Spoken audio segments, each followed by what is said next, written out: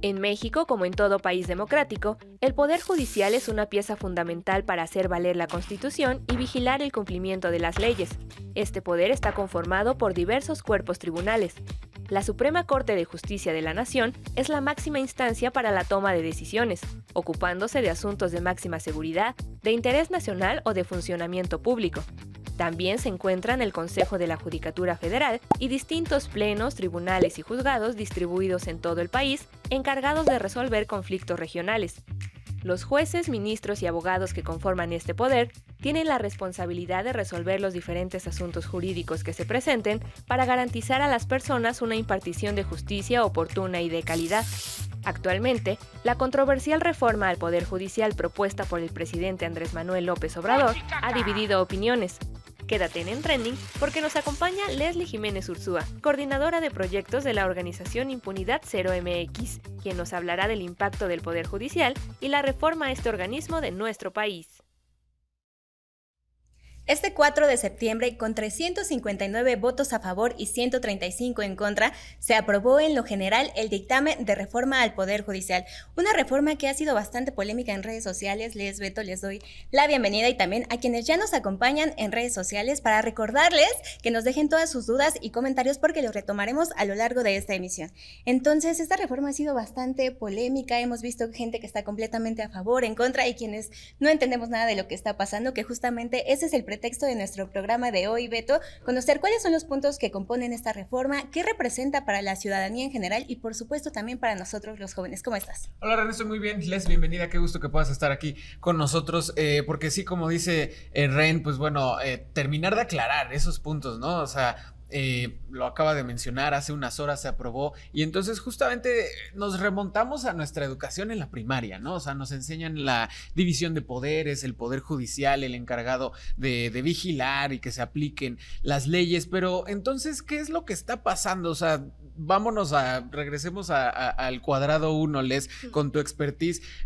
¿Por qué se convirtió esta primero propuesta de reforma y hoy dictamen aprobado, por lo menos por la Cámara Baja y que va a pasar al Senado? ¿Por qué se convirtió en algo tan sonado, tan polémico? De las elecciones para acá sabíamos que era una prioridad para todavía el presidente Andrés Manuel López Obrador. Entonces, ¿qué fue lo que la convirtió en una reforma tan sonada, tan mediática, como dice Ren, tan polarizadora? Entonces, llévanos de la mano, porque sí, de repente puede ser demasiado para nosotros los simples mortales no versados en derecho.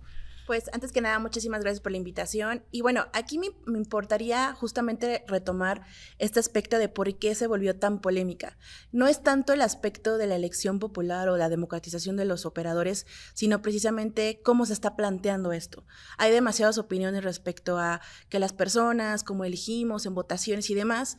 Más bien, el problema es cómo están planteando esta elección de jueces, ministros y magistrados, en el sentido de que no están dando una claridad de qué tipos de perfiles van a llegar, cómo es que van a llegar, y lo más importante es cómo nosotros como ciudadanos vamos a ejercer este voto. Es tan solo el hecho de que no solamente vamos a votar por jueces federales, sino también jueces de lo local. Entonces va a ser una elección bastante complicada, con campañas que tampoco está muy clarificado de cómo se van a llevar a cabo, porque no pueden recibir dinero público, pero tampoco queda claro sobre los tiempos oficiales en televisión o en radio, y tampoco está quedando bastante claro sobre el aspecto esencial de quién es el que me va a juzgar, aspectos como, por ejemplo, propiedad, familia, divorcios e incluso mi libertad. Regresando a esta parte de lo que las personas hemos sentido o pensado en torno a esta reforma judicial, algo que se presentaba mucho en redes sociales también es quienes están a favor, ¿no? Quienes decían, es que sí necesitamos reformar nuestros poderes, cómo entendemos el gobierno, o sea, qué es lo que está pasando con nuestras instituciones. Pero de esta manera, o sea, ¿qué hay de particular en esta reforma que podía o no ocurrir así? Bueno, esta reforma surge desde esta deuda histórica de falta de acceso a la justicia que tenemos en este país. Claro. Recordemos que vivimos en un país donde el 99% de los casos no se resuelven. De entrada, es necesaria plantear una reforma que pueda buscar que todas las personas no solamente tengamos justicia, sino tengamos este sentimiento real de que estamos accediendo a un sistema.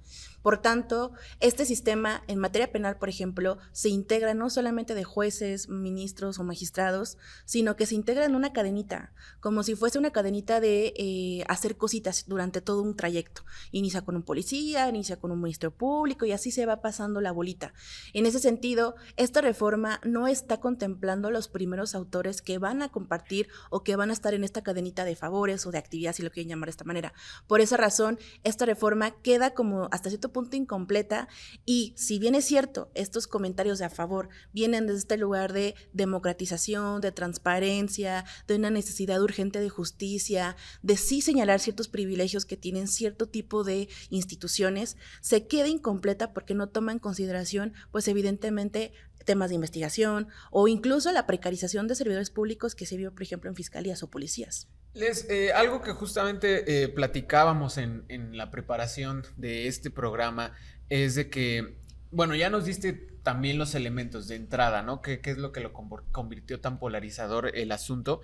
Pero también, insisto, algo que platicábamos ayer, la cuestión de, pues, estos elementos que ni siquiera estaban previstos, ¿no? O sea, en los días recientes se habló mucho en redes, en los medios, en los análisis de esta figura de los jueces sin rostro que los agarró por desprevenidos, si así podemos llamar, que no estaba prevista. Entonces, también, ¿qué nos puedes decir al respecto? Sobre todo porque ahorita ya lo mencionaste, la elección que se propone de los jueces a nivel, elección popular, pues también es a nivel local, ¿no? Ahí también entra ese elemento crucial que es el de los jueces sin rostro. Entonces, ¿qué nos puedes decir al respecto de eso? Bueno, en efecto, esta figura de los jueces sin rostro no estuvo consultada. Si ustedes recordarán, se llevaron a cabo 8 foros para discutir la reforma judicial y dentro de estos foros en ningún momento se mencionó que se iba a incorporar esta figura y les voy a comentar por qué es bastante problemática.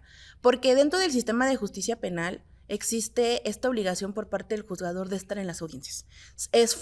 Y ha sido una victoria del sistema actual, porque en el sistema anterior, que a lo mejor muchos de los que están viendo este programa pues estaban muy pequeños, era un sistema que el juez no estaba obligado a estar en las audiencias, ¿no? Lo lleva a cabo cualquier persona, un secretario de acuerdos, un proyectista, cualquier persona. Y esto hasta cierto punto no solamente generaba esta frustración de la persona detenida porque no sabía quién lo estaba juzgando a partir de un expediente, no estaba tomando en cuenta contextos sociales o la misma vivencia de las personas privadas de su libertad. Entonces, esta figura de jueces sin rostro surge como una necesidad, entre comillas, del Estado de proteger a sus juzgadores ante situaciones particulares de violencia.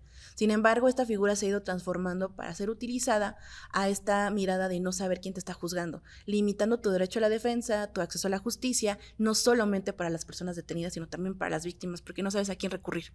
Por tanto, esta figura, aunque se va a aplicar para la figura de delincuencia organizada, que recordemos que es una figura muy problemática, porque no solamente son los delitos de narcotráfico, sino son otros delitos, va a generar no solamente este uso y discrecional sobre qué casos íbamos a tener estos jueces sin rostro, sino que también, dada la tendencia de la prisión preventiva oficiosa, corremos el riesgo de que también muchos de estos delitos de prisión preventiva oficiosa se aplican para jueces sin rostro. Igual con este tema de jueces sin rostro, es algo que escuchábamos mucho en redes sociales, era cómo esta reforma judicial también representaba, pues digamos, un parteaguas para los grupos más minoritarios, esos que siempre están en riesgo. Hablemos de mujeres, de población LGBTQI+, minoritarios. Entonces aquí te preguntaría, ¿qué representa esta reforma para aquellos que de por sí ya estaban en una situación desfavorecida ante la ley y ahora con esta nueva reforma? Bueno, aquí hay varios aristas, me voy a concretar principalmente en 2. Uno de ellos es en la participación para ser jueces, ministros, magistrados en general, porque la convocatoria en sí misma, como está establecida en el dictamen que ya se aprobó, no está clarificado los elementos esenciales de participación. Por ejemplo, hay personas que se está imponiendo el tema de los promedios, y justamente el tema de promedios no te está hablando de una capacidad real para poder juzgar un asunto. Y esto también invisibiliza las dificultades que muchas personas pueden o tuvieron durante el estudio de la licenciatura. Por ejemplo, mujeres que realizaron trabajos domésticos no remunerados, o por ejemplo, poblaciones LGBTIQ+, más concretamente personas trans, personas no binarias, que tienen que luchar constantemente con la situación de que les reconozca su identidad en documentos. El otro día justamente tuve un en vivo y una persona me comentaba que es una persona no binaria y que sigue luchando con que la escuela le reconozca su identidad en sus documentos. Entonces, en esos contextos, no hay demasiada disponibilidad para que estas personas puedan competir porque las escuelas no están reconociendo en sus documentos argumentos su identidad. Eso es por un lado. Por el otro lado, en el tema de los promedios y finalmente en el aspecto concreto de decisiones. La Suprema Corte, el Poder Judicial en general, ha establecido una línea jurisprudencial y de precedentes desde la reforma de la Ley Orgánica del Poder Judicial desde el 2021. Precedentes que han sido bastante innovadores en el reconocimiento de derechos sexuales y reproductivos para mujeres y personas gestantes, identidad de género, matrimonio igualitario, entre otros aspectos ya relativos al sistema de justicia penal. El que llegue una persona sin experiencia judicial, ojo, no es lo mismo tener experiencia como persona abogada a tener una experiencia judicial, pone en riesgo estos avances jurisprudenciales y estos precedentes. Las sentencias, ahora sí que como dice el meme, no es hacer enchiladas, es un proceso metodológico. Va a caer en riesgo los argumentos, los señalamientos, el valor probatorio e en sí mismo los precedentes judiciales. Y nos va a afectar enormemente en eso.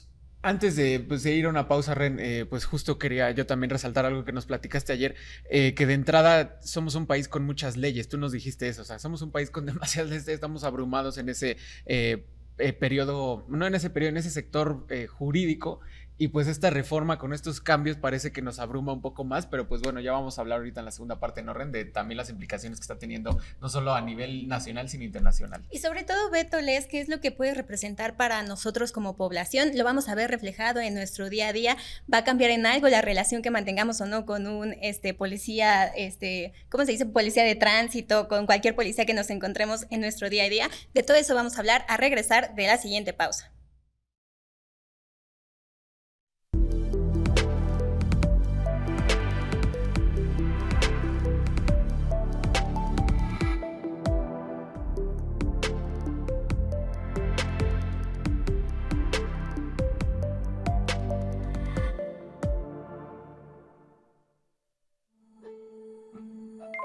Está bien si no quieres salir a marchar y defender a un poder judicial de la Federación porque consideras que es una institución corrupta. Está bien si tampoco quieres defender al INE, al INAI, a la COFESE. Está bien. Pero ¿sabes lo que no está bien? Que no salgas a defender tus derechos. El día de hoy, el grupo parlamentario de Morena acaba de incorporar una figura que no estaba prevista en la reforma judicial. La incorporó hoy y es una figura que te va a afectar de manera desproporcional y es un retroceso al sistema de justicia penal terrible. Por si no me conoces, yo soy Leslie y en este perfil hablamos de derecho penal con perspectiva de género y derechos humanos. Ya lo habíamos platicado la semana anterior, Beba, cuando te contaba que Ricardo Monreal había anticipado que se iba a incorporar la figura de jueces sin rostro dentro del dictamen para la reforma judicial. Bueno, pues el día de hoy ocurrió. Y esto es lamentable y es un retroceso garrafal al sistema de justicia penal que afecta de manera desproporcional a las mujeres. La manera en cómo se está incorporando esta figura es que sea aplicable para delitos de delincuencia organizada y esto es que le da la posibilidad a los jueces que no den su identidad para protegerles por cualquier tema relacionado al caso que están juzgando. Quizá tú podrás pensar que en efecto es una medida que puede proteger a las personas juzgadoras, pero no es así. ¿Por qué? Porque lo único que está generando es dar incertidumbre dentro del sistema de justicia penal y que no permita a las personas imputadas una debida defensa, un proceso adecuado. Pues ahí está justamente @les_Iju, donde podemos checar tu contenido, Les. Al final de cuentas, ahorita lo estábamos platicando, ya tienes mucha audiencia y sobre todo pues son TikToks informativos, son TikToks en los que justamente queremos que la gente se acerque a ese tipo de contenidos. Y que no se habla con condescendencia, porque algo que ha pasado mucho con el tema de la reforma judicial y con personas que se dedican a esto es que te hablan con tantos tecnicismos y con tantas palabras que no entiendes y que al final hacen que termines por no interesarte por el tema. Entonces contenido como el tuyo y como el de otros creadores en la plataforma nos ayudan, Beto, a acercarnos de la manera más sencilla a este tema. Y como nosotros nos queremos acercar a sus comentarios, déjenos en el chat, recuerden que podemos leer sus preguntas, como por ejemplo, para regresar entonces al tema que estábamos platicando antes de pasar como a esta proyección nacional e internacional, estas reacciones, si así le podemos llamar, a la reforma al Poder Judicial. Saúl en el chat de Facebook nos pregunta entonces, idealmente, ¿quién debería elegir a los jueces? Ahorita, por ejemplo, nos dijiste, tal vez no es tan controversial el que se someta al voto popular. La propia presidenta Claudia Sheinbaum hizo un señalamiento de que en el nivel local en Estados Unidos se elige por voto popular a los jueces. Entonces, ¿qué nos puedes decir? ¿Qué le puedes responder a Saúl que nos manda esta pregunta en el chat? Bueno, es una pregunta bastante interesante porque los jueces como tal la forma en cómo se legitima no es realmente la elección, es lo que hacen, cómo resuelven los asuntos. Efectivamente, en Estados Unidos tienen el sistema de elección de jueces y también de fiscales. Sin embargo, estas elecciones no son a nivel federal. Recordemos que nuestro país es un país que al final del día se organiza de forma federal y local, y la elección hasta el momento, por lo menos en el nivel federal, a partir de la reforma del 2021 de la ley orgánica, fue con esta carrera judicial. Sí hay, y eso también hay que reconocerlo, y es algo positivo de la reforma, comenzar a nombrar lo que pasa en la localidad, que es algo que está muy olvidado. Pero yo, respondiendo a la pregunta, sería apostar por la carrera judicial, apostar por las convocatorias abiertas, por la transparencia de las convocatorias, y en el tema concreto de ministros, que sí ha sido elección por presidente, democratizar las elecciones, hacer que se participe en los 3 niveles los 3 órganos de poder. Continuando con las preguntas en nuestro chatles, también Marta Arauz nos comenta: mucho se habla de reforma judicial, pero desconocemos concretamente lo que se propone modificar, ley reglamentaria, reglamento interior. A lo mejor no podemos ahondar tanto en estas particularidades, pero ¿tú qué nos podrías decir qué es lo que en este momento debería interesarnos y tener el foco de nuestra atención como ciudadanos en relación a la reforma? Bueno, viene pues una serie de modificaciones en efecto que no se ha comentado, pero aquí lo principal es centrarnos a lo que está pasando en la discusión constitucional, porque nuestra Carta Magna, como así le llamamos, es donde se va a guardar esta nueva estructura del Poder Judicial, y hay que estar muy atentos a cómo está redactado y cómo va a quedar incluso en las constituciones locales. Aquí aspectos esenciales como el tema de las elecciones, el llevarse a cabo las elecciones en sí mismo, los procesos de selección y principalmente lo que platicamos hace un momento antes del corte, ¿no? Lo de jueces sin rostro. Hay que estar muy pendientes a la discusión que también se va a llevar a cabo en el Senado para que veamos cómo ese dictamen que se aprobó va a llegar para allá. Algo que también, por ejemplo, ya se ha hablado, ya ha estado en las reacciones primero a nivel nacional, ¿no?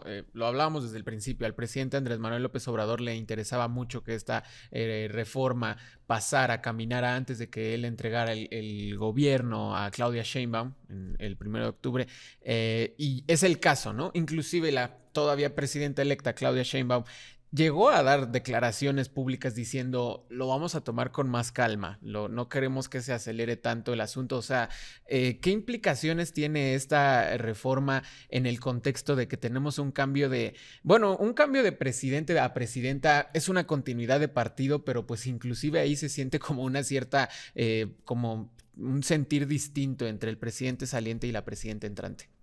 Bueno, aquí en efecto, como también platicábamos al día anterior, aquí esta reforma sí tiene implicaciones jurídicas, pues evidentemente se va a reformar la Constitución de otro tipo de instrumentos, pero también tiene muchas connotaciones alrededor de lo que estamos entendiendo por no solamente la independencia de poderes, sino lo que está pasando con ciertas decisiones. En ese sentido, sí creo que la reforma judicial llega en un contexto coyuntural de no solamente cambio a una presidenta, ¿no?, que es histórico, sino también llega con este cambio coyuntural sobre quién está en el Poder Judicial.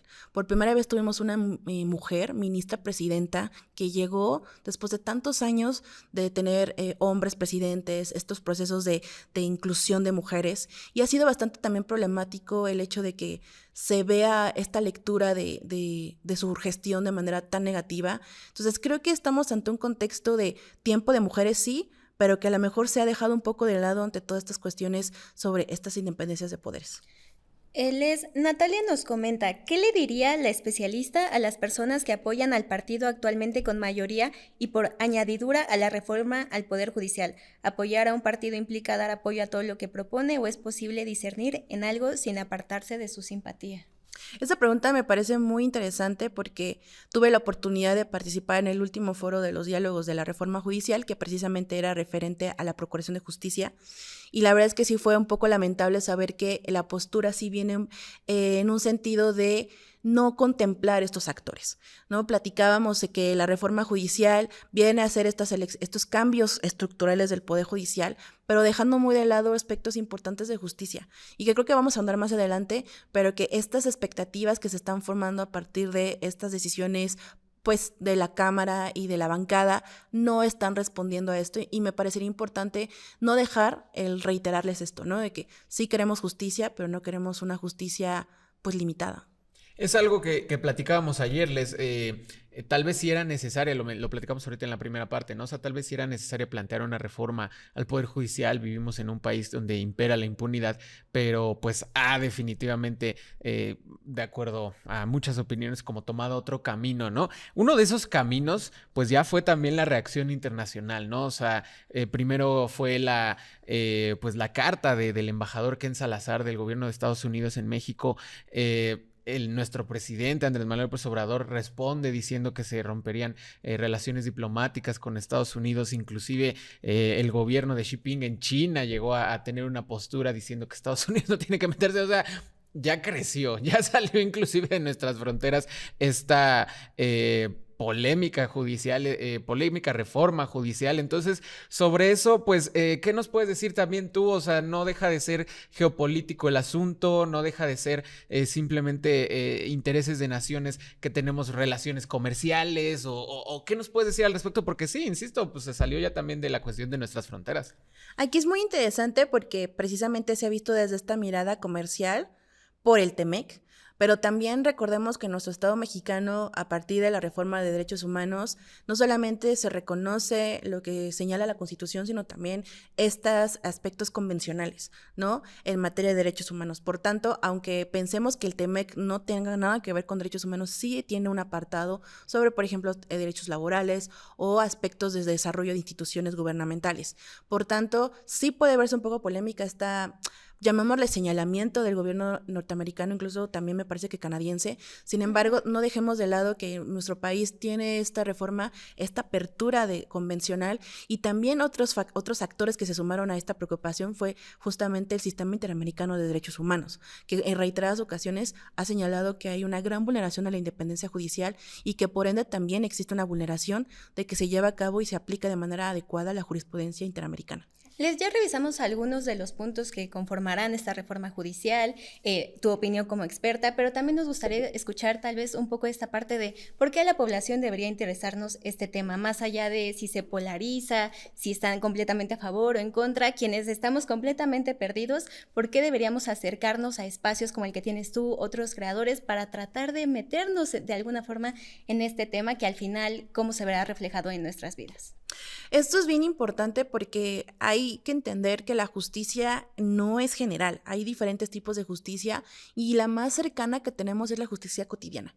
Esta justicia cotidiana no la va a dar un ministro de la Corte. Es muy probable que las personas que nos estén viendo nunca pongan un pie en la Suprema Corte y no tendrían por qué hacerlo, ni tampoco conozcan a un ministro de la Corte porque no tendría que pasar así, porque tendríamos instituciones que resuelven de forma cotidiana. En ese sentido, un policía de tránsito, un policía de investigación, un policía municipal, un ministerio público, un juez calificador, un juez cívico, son las instituciones que deben estar encargadas de garantizar derechos, libertades y procurar justicia. Esta reforma no los está contemplando. ¿Y por qué es importante que nos interesemos? Porque si, por ejemplo, a las personas que nos están viendo el día de hoy sucede algún tema delictivo, ya sea que les roben algo o en su caso, por ejemplo, están en una tanda, que es algo muy común, y en esta tanda los denuncian por extorsión. Ustedes están en este riesgo de, por el simple hecho de estar en una tanda para ahorrar dinero, terminar en prisión preventiva oficiosa, porque también es un delito que se va a meter en el catálogo, y estar en prisión por un tema que ustedes no pensarían que sería delictivo. Eso es lo preocupante, que ese tipo de dinámicas cotidianas no estén contempladas y que al final del día va a seguir pasando que, por ejemplo, si ustedes van ahorita a denunciar el robo, los van a tener 8 horas esperando al Ministerio Público hasta que los atiendan, que el Ministerio Público los va a revictimizar, o si es una persona detenida por alguna circunstancia, te pidan dinero para salir. Eso va a seguir pasando y eso hay que voltear a mirar y entender que la reforma judicial no va a quitar esas situaciones. Algo ya para cerrar, Renle, es algo que tú nos decías y que pues bueno, creo que nos gustaría que compartas esta cuestión de pues no se trata de defender instituciones, sino se trata de defender nuestros derechos, ¿no? O sea, ya para cerrar, para darle este cierre. Sí, yo invito a todas las personas que se acercan a leer el dictamen, que vean lo que está pasando, porque aquí no hay que defender ni servidores públicos ni personas dentro de partidos, es defender lo que se ha logrado y el pequeño proceso de humanizar el derecho penal.